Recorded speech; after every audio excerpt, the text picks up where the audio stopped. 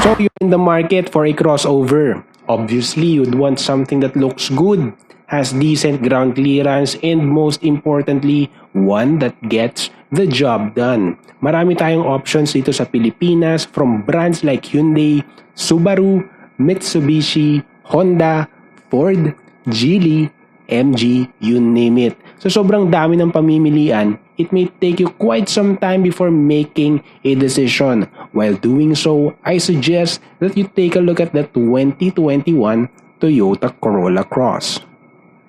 This particular model is the Corolla Cross G CVT in red mica metallic. Unlike the top-of-the-line HV model that I reviewed earlier, this one has the 1.8-liter naturally aspirated gasoline engine with dual VVTi. It produces a maximum output of 140 horsepower at 6,400 RPM and 172 Newton meters of torque at 4,000 RPM. All of that is paired with Toyota's ever-reliable, continuously variable transmission. Now, sa mga nagtatanong, wala pong diesel si Corolla Cross. It's either you choose between the gasoline and the hybrid variant. In addition, you can only get this in CVT, so wala pong manual.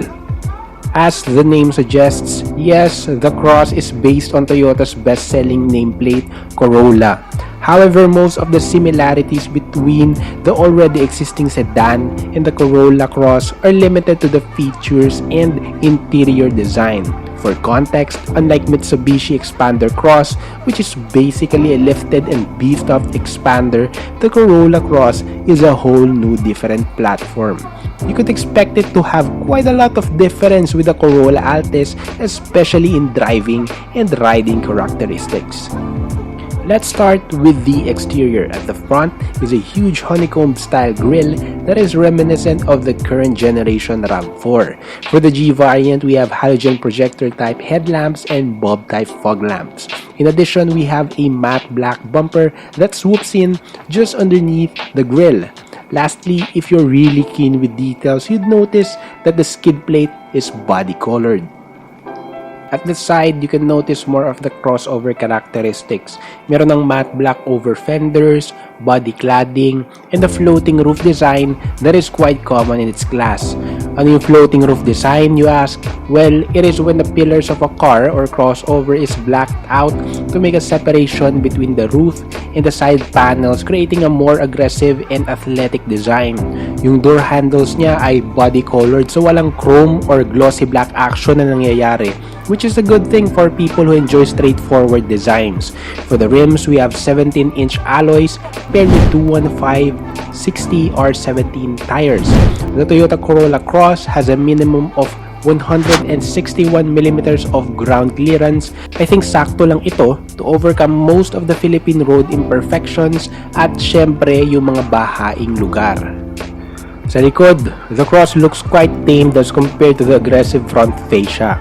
Although very prominent yung matte black rear bumper, that's pretty much it when it comes to the athletic design. Very sleek yung pagkakalagay ng rear spoiler with the third brake light just underneath it.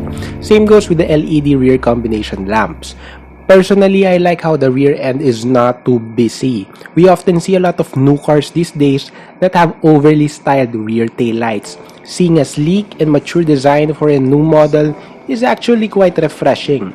This design will definitely age well. As I've said earlier, the Cross's interior share a lot of similarity with the Corolla Altis. You can see and feel a lot of high-quality touch materials inside. Meron ding right amount of chrome and piano black accents to mix things up, as this is a very black-dominant interior. Now, isa sa pinakamalaking criticism about the Corolla and majority of Toyotas here in the Philippines is the abundance of plastics in the interior.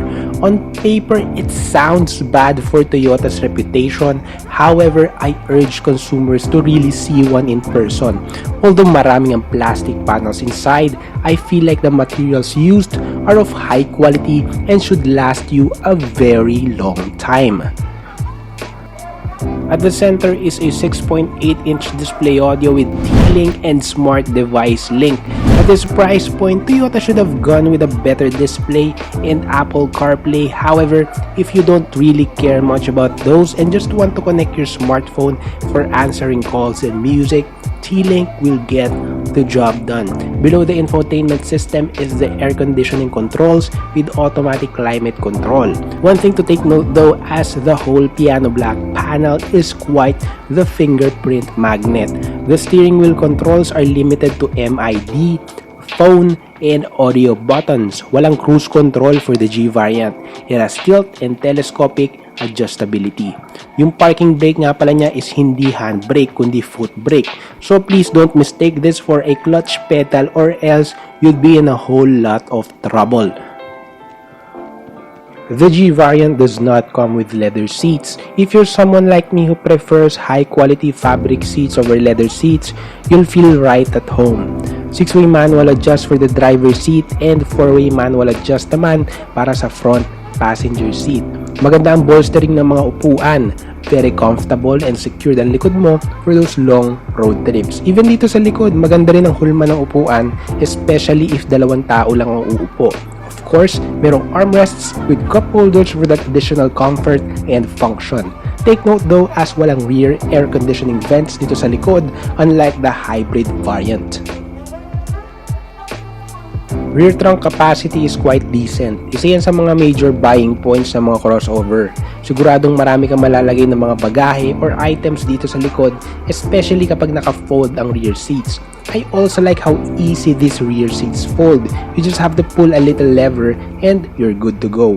Underneath is a full-size 17-inch alloy wheel as a spare tire, an advantage over the hybrid model which only has a small temporary spare.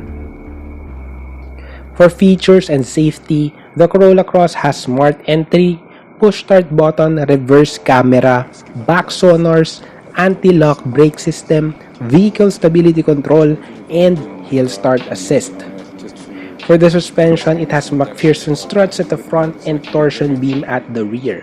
Not at all special, but you can expect it to outlast most of its competitors because of the tested and simple design. Para naman sa brakes, we have ventilated discs at the front and solid discs at the rear.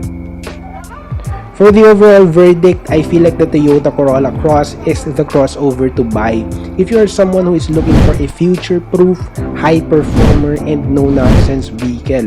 Yes, hindi siya Corolla Altis na nilagyan lang ng 2-inch lift at mas malaking set of wheels. Pero one thing is for sure, this crossover will be as reliable as any other Toyota Corolla. Also, if it matters to you, it will retain its value better than most of its competitors, and that is a fact. For the price of 1,285,000 pesos for the Corolla Cross G variant, I feel like it is quite the deal. If you're interested in buying one, please feel free to contact any of Toyota Santa Rosa's marketing professionals. I included their contact details in the description, so check that out. If you liked watching the review, please leave a like and subscribe to the channel if you haven't yet, or if you have any questions or suggestions, feel free to use the comment section down below. Again, this is Sean Padua, your fellow car enthusiast, and I'll see you guys soon.